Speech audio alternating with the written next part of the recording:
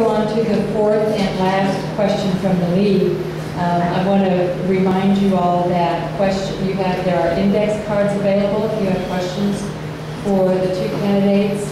And if you do have one, raise your hand, and I think there's one over here, whoever's collecting them. And those will find their way up to the podium, and we will cover as many of them as we can. Okay? So just wave your hand around, and they will be done. Okay, so the fourth question is deals with the question, what should be the leadership role of the mayor with the city council and the city manager? And it's Mayor Leverage's turn to go first on this one.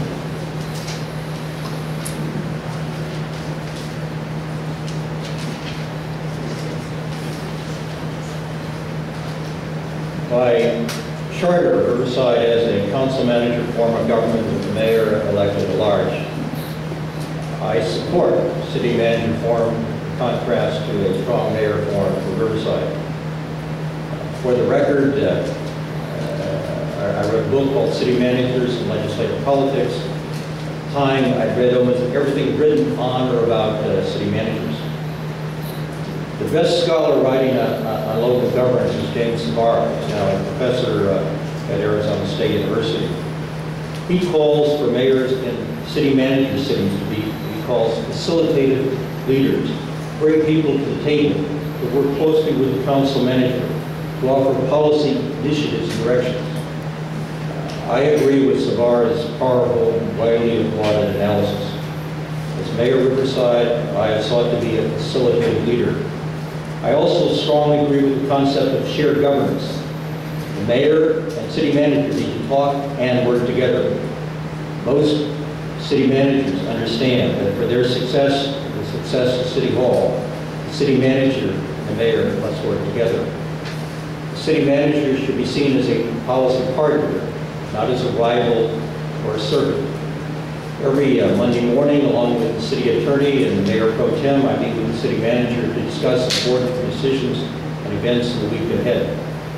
There's a famous political science text that says cities have two basic functions. They provide services and they manage conflict.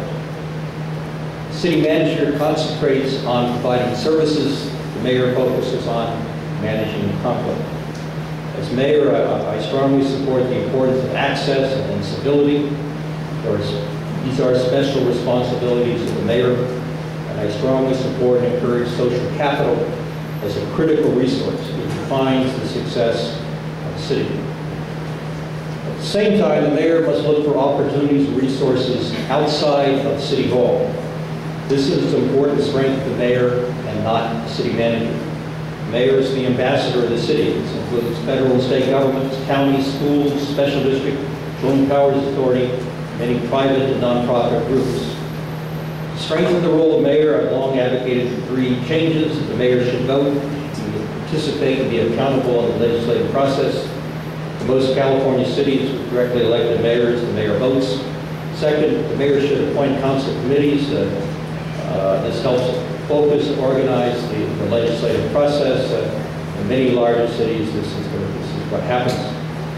Third, the mayor should appoint members of boards and commissions. The mayor is in the best position to reach across the community in order to focus on citywide priorities. And again, in many larger cities, mayors tend to have this responsibility.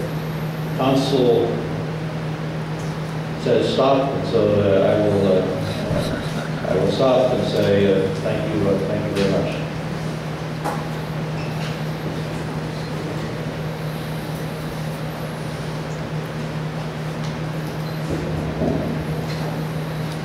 Riverside's had a succession of mayors who have seen their job as ceremonial, facilitating, and have conducted themselves accordingly. I see the mayor's role completely different. The mayor must work with the city council to bring economic recovery to the city, and right now, and that will mean jobs for our citizens. The mayor is the highest ranking elected position in the city. He or she cannot focus on staying out of controversial issues, attending meeting after meeting, stopping at every event in town. The mayor must step up to the forefront of issues such as the economy, rising water rates, rising electrical rates, housing problems, homeless issues, air quality, and anything else may be crucial to the city of Riverside. The mayor needs to lead. Doing nothing is no longer an option for a mayor of Riverside. It is the responsibility of the mayor in conjunction with the city council to set the long-term course for Riverside and take action to make sure that we can live, work, and play within the city of Riverside.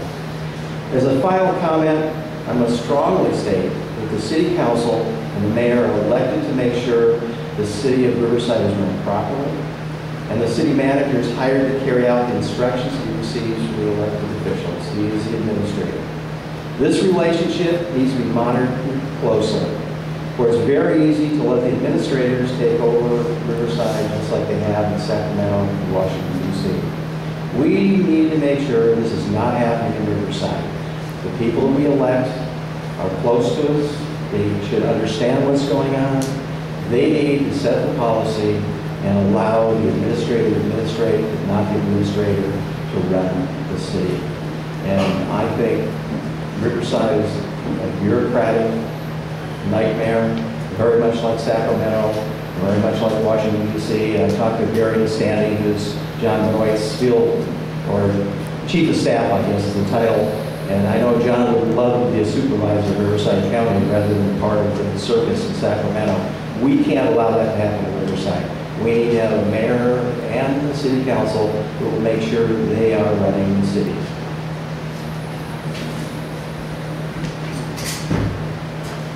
Okay, that concludes the lead question.